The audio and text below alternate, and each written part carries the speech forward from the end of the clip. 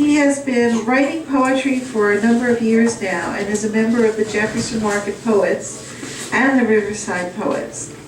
He has had poems published in the New York Quarterly, and he's also been a wonderful feature at our reading previously, as well as coming regularly to Saturn Series. And thank you very much. Welcome, Peter Blaxill. Yay.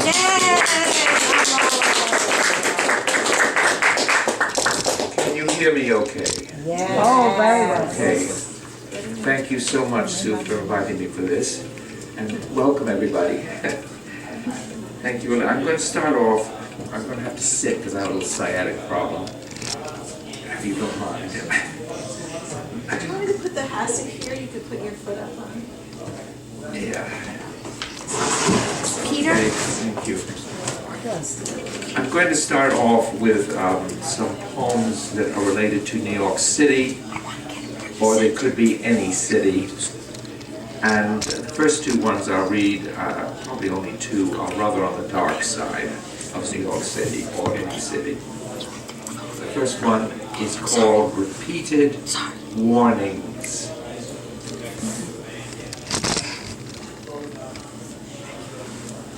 Don't go into the park at night in Gucci shoes with a Rolex, diamond ring, sassooned hair. Wait until morning lets in its light. Each bush will sneak shadows, ready to fight, name you, grab all your riches there. So don't go into the park at night. Trees give no refuge. Cops won't pull their weight. They are avenues away, cars idling where morning will first let in its light. Don't wander those paths, for fright will haunt you every step when you are aware of all that goes on in this park at night. Stay home, lock doors. You'll be quite safe not out in the dark. Or don't you care that as morning at last lets in its light, how close disaster struck? Wake up. Look at that sight. Blood smudges the paths. Bodies black bagged everywhere. So don't ever go into this park at night. Wait till bright morning lets in the light. The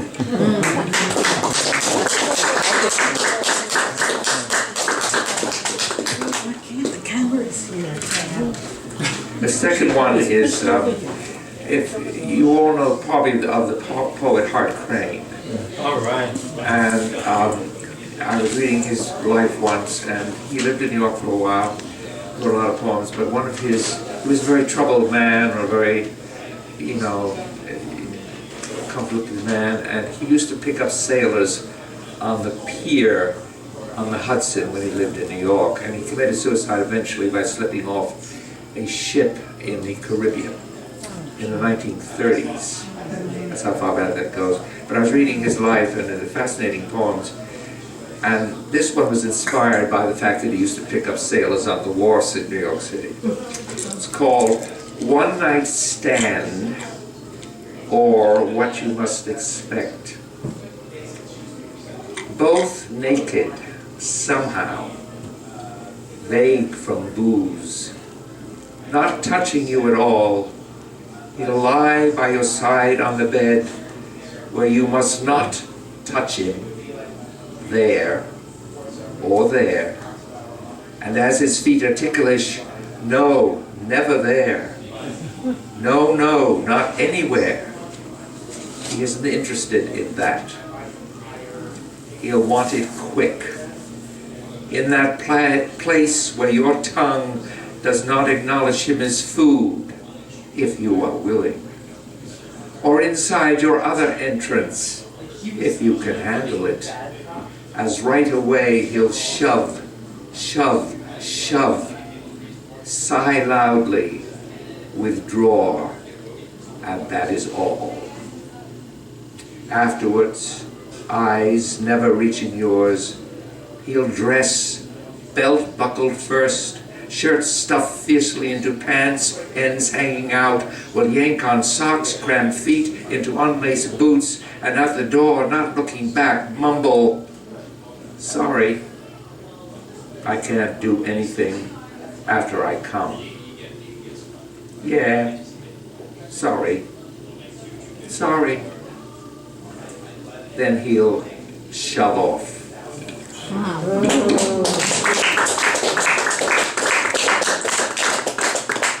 And some of you have heard this one before. This is a happy poem about New York. Well, you'll find out why. It's called Ciao, Ciao Italia. Goodbye, Italy. Hello, New York. I'm just back from abroad, foot sore. Tuscany was beautiful, I guess.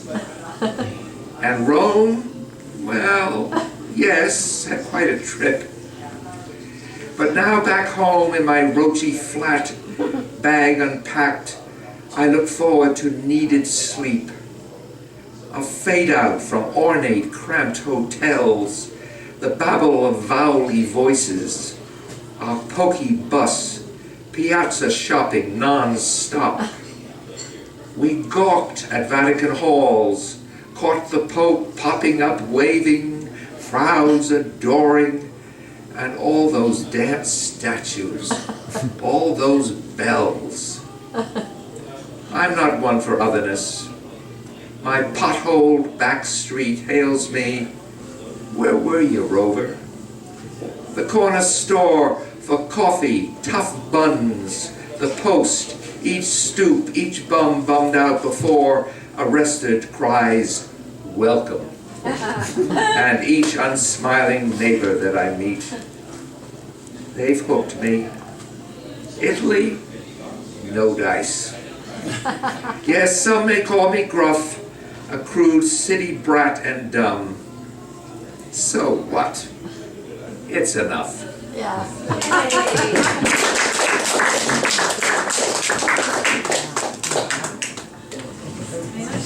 Thank you. I got this up here. Let's get rid of this one.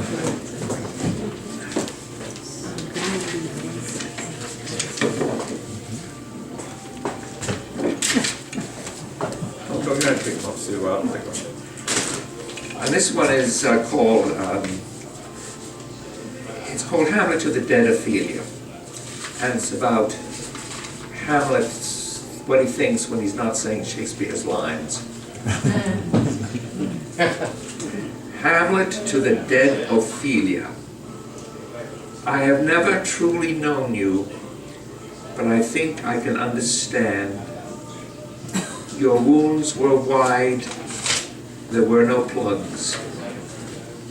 Always, I feel I could die like you among water reeds, mushed flowers, and singing off songs. But I cannot now. Revenge stalks my back. Fate is no friend.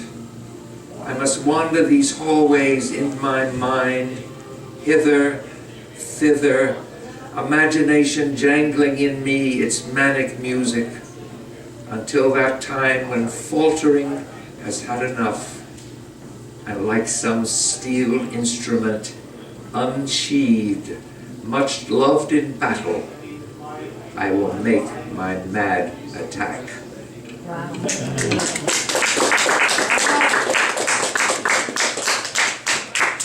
And this is a very short. Oh, I'm getting this thing. Thank you, Sue. This is a short. I've written a lot of poems about wars, and I was sort of on the cusp of the Korean War. And this is a short poem that I've written relating to war in general, and maybe some wars in particular. It's called, I've retitled it After the Battle. Cries at night from those out there, half bodiless, half sunk in mud. You must not reach out to them. Stuff your ears if you can, soldier. You must not listen. Make sure of that. No cry must spill from your lips, even if it's in you huddling gut deep. Swat these swarms of flies, because you must, soldier. They have blood on them.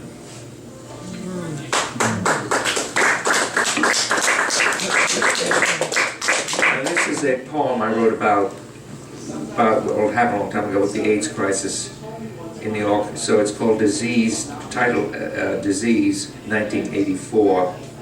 It's very short. He came, went, a short time spent here on earth. Too young it hit him. Shunned by many he lived among. Sinkhole cheeks, gaunt neck, arms twig thin, a wreck of what was there before, became ash-skinned like old man suddenly, bone cold. Few attended when he died, only a furtive lover cried. Beautiful. Beautiful.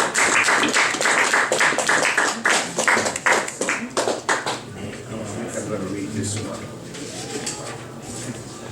I have about 3 more to read, if that's enough. Is that too many? No. I thought I'd lose my voice tonight because I have a sinus infection, but it's working okay for me now.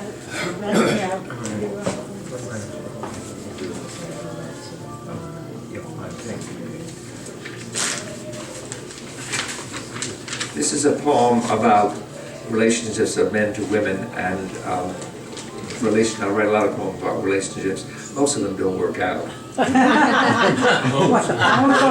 do have one luck poem that maybe if I have time I'll read. Please do. But this is about, was inspired, I mean, if you remember the Mormons years ago, had an offshoot of the Mormons who were very, very conservative. And the men, he's going to jail, the man who led them, I think it was somewhere in Nevada. And the women, you know, were absolutely crushed and kept in slavery almost, you know. But he was arrested because he had sex with underage girls, and oh gosh, it was a mess anyway. So this is called, but this inspired this poem. Their dinner etiquette. The men sit, the women serve. The men eat. The women will sit, eat too, but must get up to serve again. The men talk over the women's heads, think under their skirts. The women listen, quiet, think through the door, think out of the kitchen, think out of the rock garden, think out where the gate swings open and along the road. The men eat, belch, eat. The women pick, get up to serve the men desired brandy before they must depart the room into the parlor to group in a circle over knitting. No word uttered, just thoughts long, longer, out the door, out of the kitchen, the rock garden, that swinging gate, along miles of road. I'm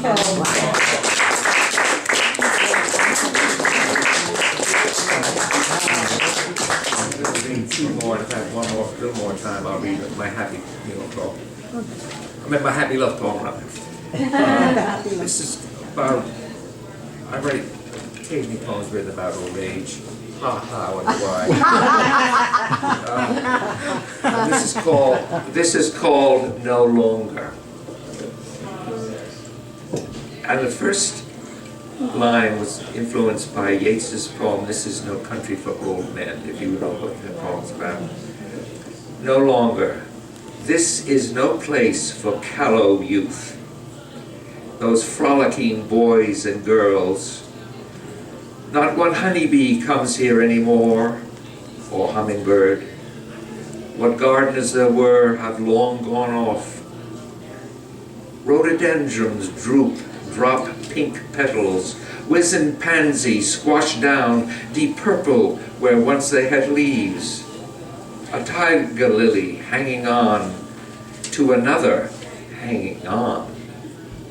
This pollen we have is useless, my friend. Too little left. Where will our beauty blooming come from now?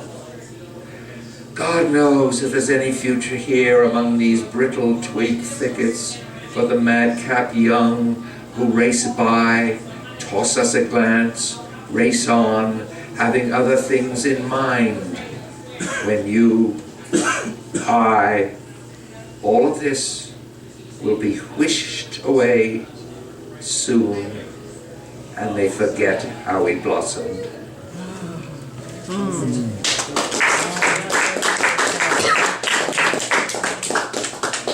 That's all right, thanks. Thank you for This will presumably be my last one, but this is another one about old age. It's called Room 216 Nursing Home, and it's a fractured villanelle.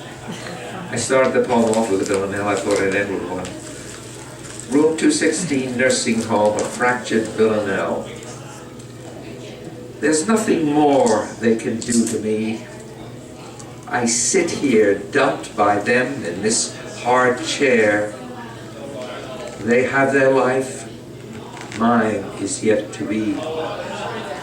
My body pill-popped, needles stuck each day.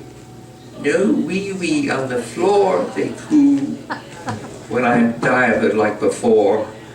So there's nothing more they can do to me except slop for soup, not allow TV, the usual. Their scoldings, no, no, no, occasionally a purr. Okay, they have their life.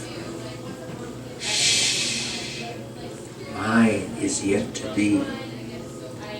I don't know how or why, but the times when I am free in bed at night, sneak dreaming, a hand is always there to take me where what they do to me's no matter. I can spit, decree them dead. But no, I will be good, be fair, since there's no more they can do to me. For now, John's here, with flowers. Who is he? My husband? I don't care. I agree to go with him. A walk? Ha! What more can they do to me? My life is yet to be.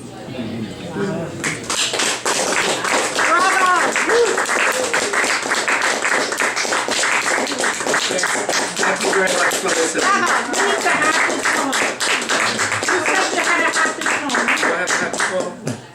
Happy poem. You said you Yeah, I had. think it's here. Well, he said he was going to read it. It won't take up too much time. Does a very good job because he's an actor. Oh yes, here it is. Yeah. This is a love poem. I got it. Thank you, Sue, so much. Oh, we didn't go. This is a pantoum, but a very rough one. I tried to write a correct one, I never got around to doing it, so I cheated. Perhaps we should try it. Let's spread out a blanket, have a picnic tomorrow. The sun will shine as it has never shone before, our weatherman tells us, and he should know. We'll eat peaches and plums, drink whiskey too. The sun that shines as never before will warm us as it glows down deep to our bones. Peaches, plums, good whiskey will warm us too as we hold sad hands, feeling no pain. The sun's warmth as it glows will call out, "Hello, bones. I'm here to celebrate you, flesh and all." That's it. Hold your sad hands and know no pain. Now kiss the heat on your lips and do not stop. Yes, we'll be there to celebrate our flesh and all, beneath where buttoned clothes have kept us in hiding. The heat from your lips will say, "I hope we don't stop." As it heats up my lips, no thought of stopping. Until buttoned clothes peeled off, we're no longer in hiding. Our weatherman will tell us, and he will know. All pain gone, and all sorrow. So let's spread out a blanket. Have a picnic tomorrow. Oh, yes. Thank you so very much. And thank you all for listening.